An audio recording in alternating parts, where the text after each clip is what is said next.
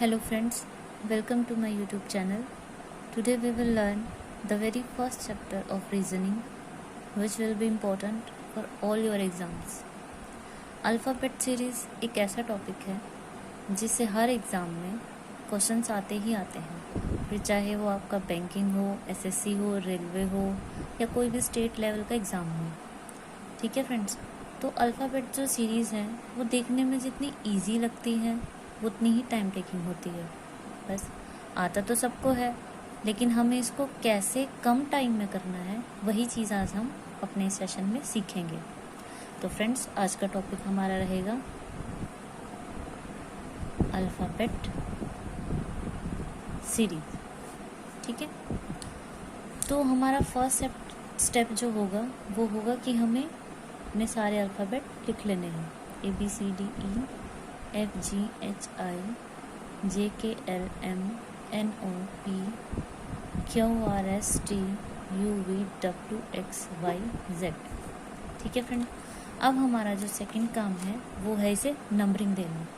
1 2 3 4 5 6 7 8 9 10 11 12 13 14 15 16 17 18 19 20 21 22 23 24 25 26। एक बार हमने इसे इधर से काउंटिंग दी, एक बार हमने इसे इधर से काउंटिंग देनी है। 1 2 3 4 5 6 7 8 9 10 11 12 13 14 15 16 17 18 19 20 21 22 23 24 25 26। ठीक है फ्रेंड्स, तो ये हो गया हमारा पहला स्टेप।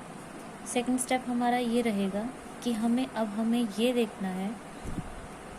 देखिए फ्रेंड, जैसे कि आप अभी स्क्रीन की तरफ देख रहे हो, तो स्क्रीन की तरफ देखते हुए जो भी आपका लेफ़्ट साइड है और जो भी आपका राइट साइड है, तो वही अल्फ़ाबेट सीरीज़ का लेफ़्ट साइड होगा, और जो आपका राइट है वही अल्फ़ाबेट सीरीज़ का राइट साइड होगा। इस चीज़ को आपने दिमाग में रखना है, क्योंकि ये बहुत इम्पोर्टेंट चीज़ है। अगर आपको लेफ़्ट और राइट का ही नहीं पता होगा तो आप कोई भी क्वेश्चन इसका सॉल्व नहीं कर पाओगे। ठीक है फ्रेंड्स, तो हमने देखा कि लेफ़्ट साइड क्या होता है और राइट साइड क्या होता है। अगर आपसे क्वेश्चन में ये पूछा जाए कि बताइए आपके लेफ़्ट से अल्फ़ाबेट सीरीज़ में 14th नंबर पर कौन सा अक्षर होगा, तो आप इस चीज़ पे कंफ्यूज मत हो जाना, क्योंकि अभी मैंने बताया कि जो भी आपका लेफ़्ट साइड होगा स्क्रीन की तरफ देखते हुए वही अल्फ़ाबेट सीरीज़ का लेफ़्ट साइड होगा, और जो आपका राइट होगा वही इसका राइट साइड होगा। ठीक है फ्रेंड्स, तो ये चीज़ को ध्यान में रखना है। अब आइए आगे बढ़ते हैं। तो हमें अब देखना है क्वेश्चंस आएंगे तो क्वेश्चंस हमें कैसे सॉल्व करने हैं। First trick, इजोटी word. आपको ये वर्ड दिमाग में अच्छे से बैठा लेना है, क्योंकि अगर आपने इसको बैठा लिया तो समझ लिया आपने टाइम पे आधा तो काबू कर लिया। ठीक है, इसकी नंबरिंग एक बार आप लिख लेंगे तो हमेशा के लिए याद रहेगी। बहुत इजी है। 5 10 15 20 25, मतलब एक तरह से आपको देखने से ही लग रहा होगा कि इसमें 5 का डिफरेंस है। ठीक है फ्रेंड, तो अब हमें क्या करना है। अगर आपके पास क्वेश्चन आता है, क्वेश्चन आपको बोला गया है कि बताइए लेफ्ट साइड से 16th नंबर कौन सा है, या 16th अल्फ़ाबेट कौन सा है।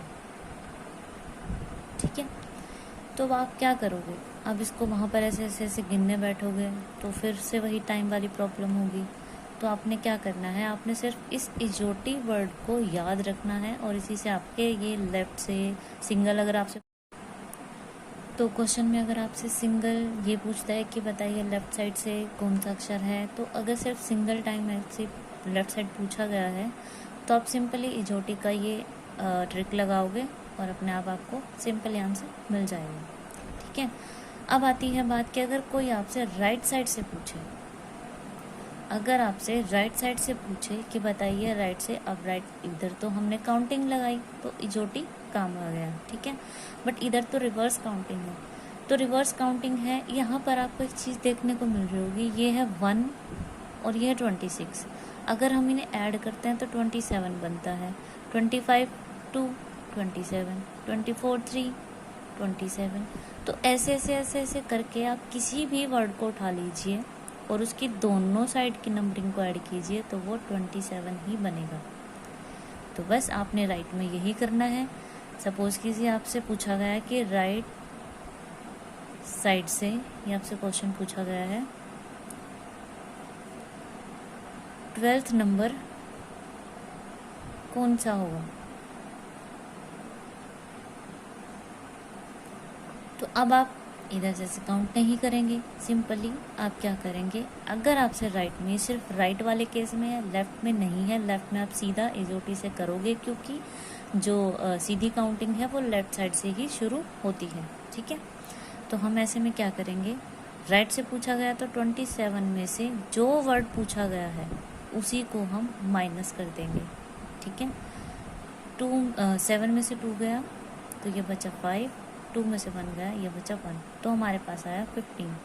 अब क्या है, ये 15 वर्ड अब हमें इजोटी से मिल जाएगा।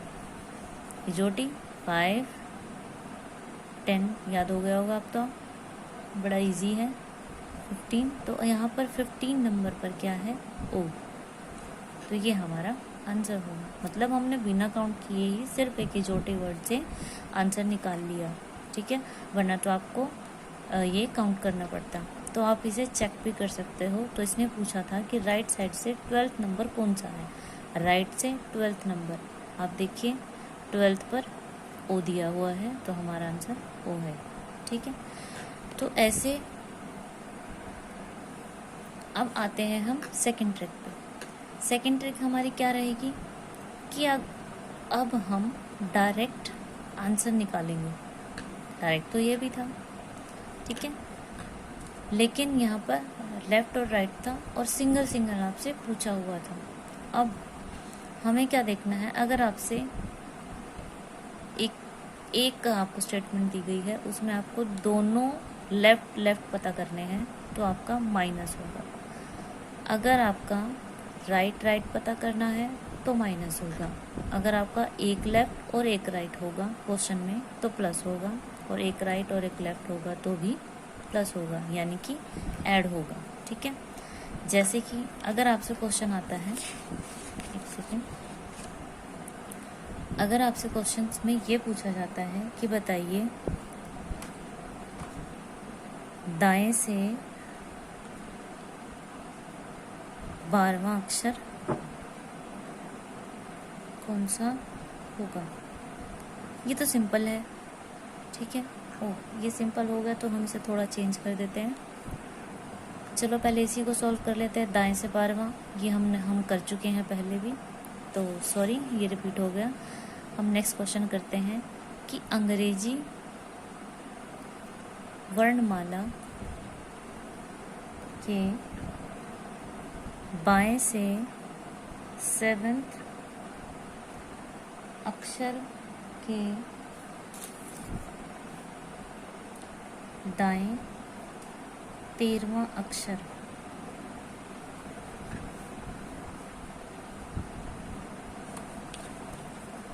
क्या होगा।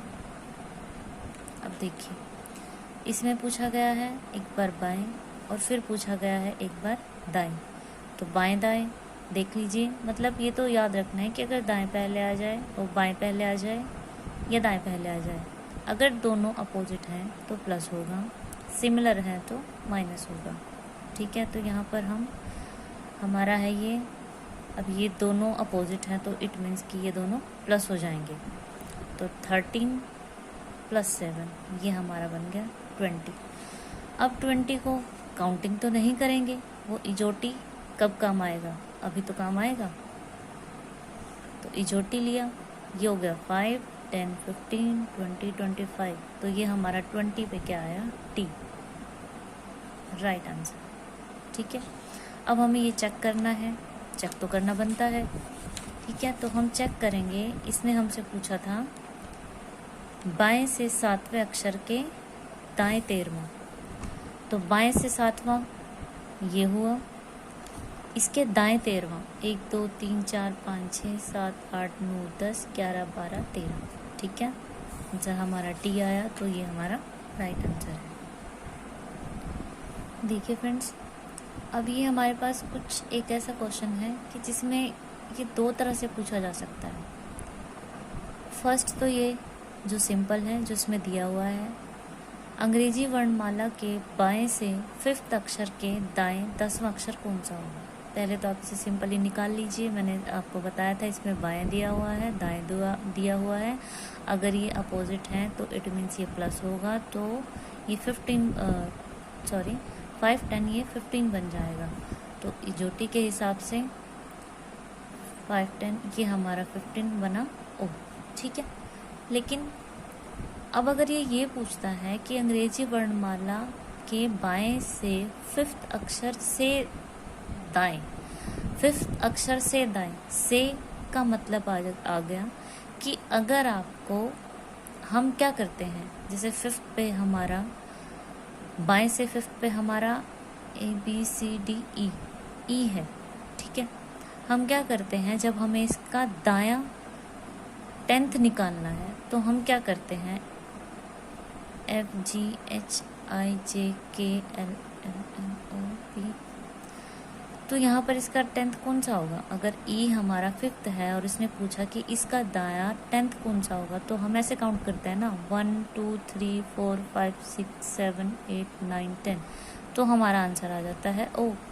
लेकिन अगर क्वेश्चन, ये तो के केस में है, लेकिन अगर क्वेश्चन में ये आ जाए कि बाएं से 5th अक्षर से दाएं, अगर से दाएं, वैसे ये बहुत कम पूछा जाता है, बट फिर भी इन केस ये आ जाए तो आपको छोड़ना नहीं है, करना है। तो अगर यहाँ पर से आ जाए तो हम क्या करते हैं, तो हम के वाले केस में तो इससे नेक्स्ट वर्ड से काउंट करते हैं, लेकिन से वाले केस में हमें सेम वर्ड से काउंट करना है। समझे कि जैसे EFGHIJKLMNO, ठीक है, P। अब उसने पूछा से मीन्स कि हमें E को भी काउंट करना होगा, तो ये बनेगा 1 2 3 4 5 6 7 8 9 10, तो हमारा 9 आंसर होगा, सॉरी N आंसर होगा। तो ये हमारा आज का टॉपिक था। उम्मीद करती हूँ कि आपको अच्छा लगा होगा, और थैंक यू मेरी वीडियो को देखने के लिए। अगर आपको ये वीडियो अच्छा लगा हो तो प्लीज़ मेरे चैनल को सब्सक्राइब कीजिए, लाइक कीजिए, शेयर कीजिए, ताकि मुझे मोटिवेशन मिले और मैं आगे भी ऐसे ही वीडियोस डालती रहूँ। Thank you so much.